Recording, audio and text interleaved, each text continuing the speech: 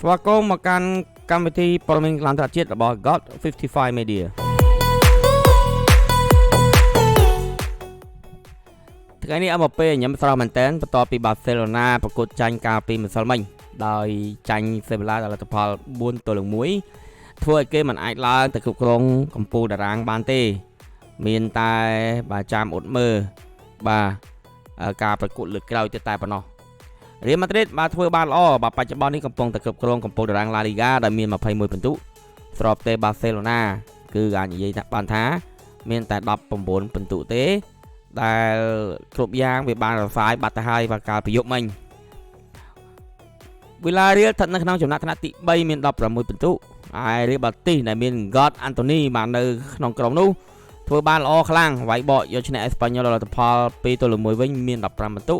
ហើយអាតេម៉ាឌ្រីតបច្ចុប្បន្ននេះមាន13ពិន្ទុឈរលេខ5គោលបញ្ជាក់ផងដែរថាក្របខ័ណ្ឌឡាលីហ្គារដូវកាលនេះមានការប្រកួតប្រជែងខ្ពស់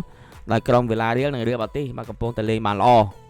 យើងចាំមើលថាតើនៅក្នុងចុងរដូវកាលក្លឹបមួយណាដែលទទួលបានពានរង្វាន់មានតែចាំតាមដានមកជាមួយនឹង admin ទាំងអស់គ្នាបាទគណៈពេលនេះព័ត៌មានកន្លងតរជាតិរបស់ God 55 Media ក៏ឈានចូលដល់ទីបញ្ចប់ខ្ញុំបាទសូមអរគុណបាទសូមជម្រាបលា